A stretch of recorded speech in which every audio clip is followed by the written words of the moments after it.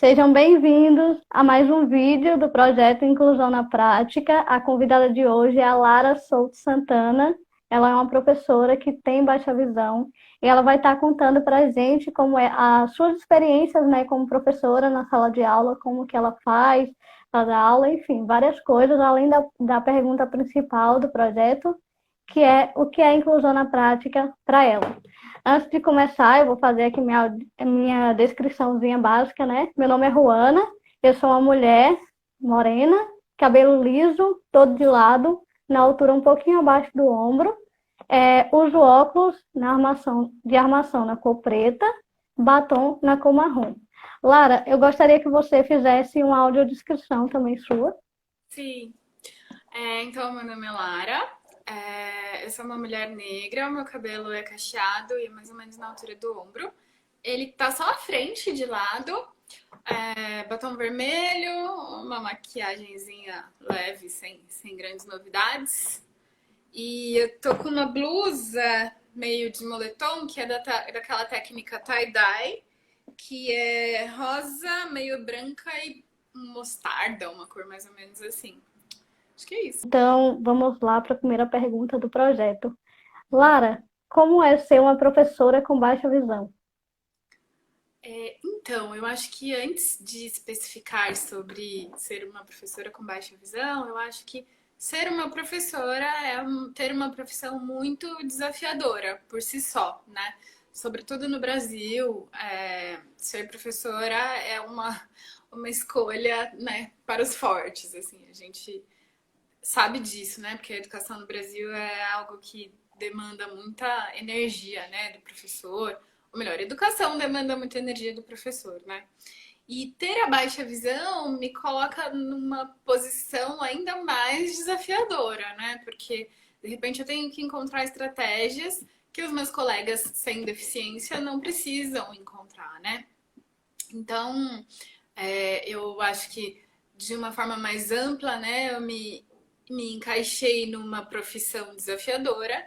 E aí, essa ideia de ter a baixa visão, né, que me traz algumas limitações quanto ao trabalho do jeito que as pessoas costumam fazer normalmente, isso faz com que o desafio seja ainda maior, né? Então, eu creio que qualquer profissão que a gente vai desenvolver tem seus desafios, né? Uma pessoa com deficiência tem um pouco mais de dificuldade para desenvolver qualquer profissão, né? Porque a gente vive numa sociedade que ainda não está 100% acessível, né? Então, qualquer profissão que a gente decida ter, a gente vai encontrar desafios, né? Então, eu diria que é uma profissão que tem um desafio meio duplo, né? Pela profissão propriamente e por ser uma pessoa com deficiência também. Eu imagino. Eu sou tecnóloga em alimentos e também tenho baixa visão. E na minha profissão também é um desafio muito grande, né? A gente tem que ir se adaptando de acordo com o que vai aparecendo. E, bom, durante a minha formação, né, tanto na educação infantil, fundamental 1 e 2, médio e graduação, eu sempre gostei daqueles professores que usavam muito a voz, né, que falavam, ao invés de escrever na lousa ou usar um slide, por exemplo, porque isso para mim era mais fácil. E como é que você dá aula, ministra suas aulas, né, a prática pedagógica? Tá. Então, é assim, Luana. Assim como você, enquanto eu fui aluna, as práticas baseadas na oralidade eram as práticas que mais me davam oportunidade de participar mais, de estar em pé de igualdade com os meus colegas, né? Então, por exemplo, se a professora, em vez de escrever na lousa, ela fizesse um ditado, isso me colocava em pé de igualdade com os meus amigos, né? Então, a oralidade também foi algo muito importante para minha formação. E a gente não oferece para o aluno aquilo que a gente não tem, né? Então, se para eu aprender o caminho mais fácil foi a oralidade, é normal que para que eu ensine eu acabe me valendo da oralidade também. Então, as minhas aulas são, sim, muito pautadas em exercícios orais, em atividades mais lúdicas. Eu acabo passando para frente, né? Usando as formas que eu aprendi como formas de ensinar também, né? Então, Por exemplo, na escola, quando o professor não passava na lousa, mas ele entregava uma folhinha para eu fazer o exercício, isso para mim era mais fácil e é o que eu acabo fazendo. Então, eu não faço tanta atividade em lousa, né? Eu acabo entregando as cópias para os alunos. Então, assim, bem ou mal, a gente só dá aquilo que a gente tem, né? Então, o que eu mais posso oferecer para os meus alunos foi aquilo que eu entendi que funcionou para mim. Entendi. E como que os seus alunos reagem, né, a essa prática pedagógica um tanto diferente, né, dos outros professores, embora eles também tenham essa atividade de oralidade e tudo mais, mas eles usam lousa também, tem uma diversificação, né? Como que os seus alunos recebem isso? Então, eu vou comentar mais baseado na minha experiência com os alunos do Fundamental 1, porque eu trabalhei mais tempo com alunos de Fundamental 1 do que 2, tá? Eles adoram. No geral, eles gostam muito. E como quando você vai, né, conforme eles vão te conhecendo, eles já sabem um pouco o seu jeitão de dar aula, né? Então, quando eu chego, vamos cantar tal música. A gente vai fazer roda de conversa. Eles já mais ou menos esperam que aconteça algo diferente quando eu tô com eles, assim, né? Então, no geral, eles gostam muito. Então, acontece muito de eu ensinar algumas músicas. Daí, dependendo do que vai acontecendo, eles já têm uma expectativa de que eles vão ter um momento diferente, né? Então, eu sempre conto que eu acabei criando uma estratégia para fazer a chamada em que eles próprios dizem quem foram os colegas que faltaram e a gente vai escrevendo na lousa, o que para crianças de Fundamental 1 ajuda, porque eles estão se familiarizando com a escrita, o nome de quem faltou. Então, quando eu chego, eles já sabem, gente, o que a gente vai fazer hoje? Eles já, faltas do dia. Então tá, quem faltou? E eles vão falando. Então, conforme eles vão se acostumando comigo, né, com o meu jeito de ensinar, eles vão se adaptando a essa rotina que é um pouco mais diferente, sabe? Que legal. É. As crianças se adaptam fácil, né? Fácil às Sim, coisas na diferentes. verdade, as crianças gostam das novidades. A gente também, né? Às vezes é enfadonho, só um tipo de aula sempre, né? Então, assim, eles, no geral, eles curtem. Uma dúvida. Eu quero saber de você se você já teve algum aluno com deficiência na sua sala de aula e, se sim, como que você lidou com isso? Sim, já tive alunos com deficiência, e de vários níveis até, né? Então, alunos com síndrome de Down, tinha uma aluna que usava aparelho auditivo, enfim, já tive.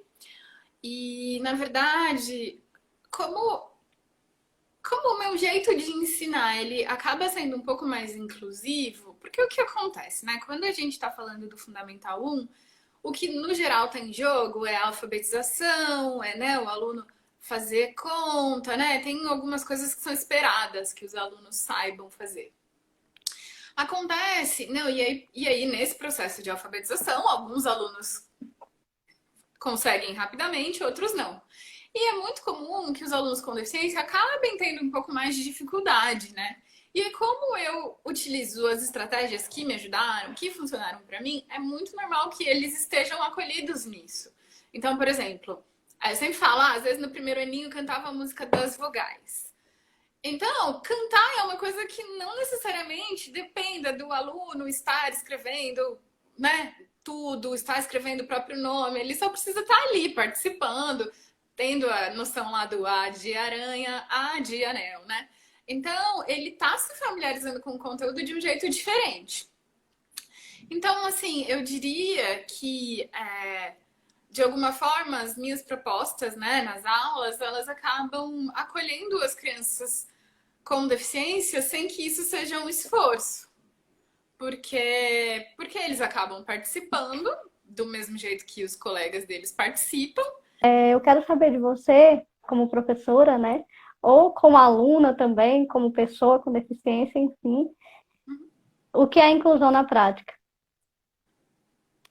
Eu entendo que inclusão na prática tem a ver com um compromisso de todas as pessoas, pessoas com e sem deficiência, para que a sociedade, para que os espaços sejam cada vez mais ideais e adequados para todo mundo. Eu entendo que no processo de inclusão a gente precisa das pessoas sem deficiência, né? Nós precisamos de aliados, eu sempre falo isso.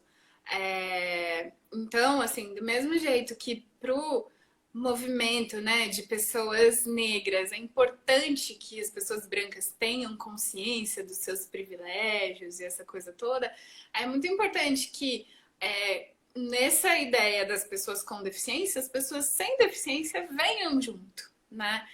Não dá para a gente pensar numa sociedade mais inclusiva imaginando que quem vai fazer isso são só as pessoas com deficiência. A gente só vai realmente conseguir a inclusão como a gente sonha, né? Ou como a gente deseja, ou como seria ideal, se todo mundo estiver junto e pensando nisso.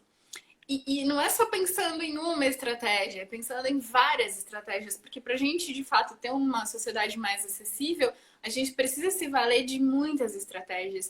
E isso não é fácil, isso é difícil. Você não consegue, você não vai descansar nunca, porque quando você de repente cobre um lado, você acaba descobrindo o outro, né? Então, assim, é super importante que a gente tenha em mente que uma sociedade mais inclusiva é realmente uma sociedade que abarque, que abrace, que acolha todas as pessoas, né? E as pessoas sem deficiência são importantíssimas para a gente conseguir alcançar isso. Então, esse nosso papel, né, seja aqui no Instagram ou né, com o seu canal no YouTube ou de tantos outros criadores de conteúdo, ele é super importante, né, para despertar essa consciência nas pessoas, mas a gente não, além de pessoas mais conscientes, a gente precisa de mais gente trabalhando junto mesmo, né?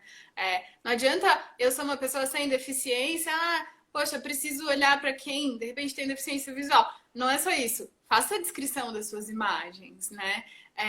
Tente de fato fazer um pouco mais, porque eu convivo com muita gente sem deficiência, mas são poucas pessoas que no próprio fazer delas estão lembrando disso, né? Então, essa noção de que você não vai descansar nunca se você quiser um mundo mais inclusivo. E é isso, tô super aberta aí pro diálogo, gostei muito de estar aqui nesse papo com você. E deixar um beijo e agradecer pelo carinho, né? Seu e de todo mundo. Beijo.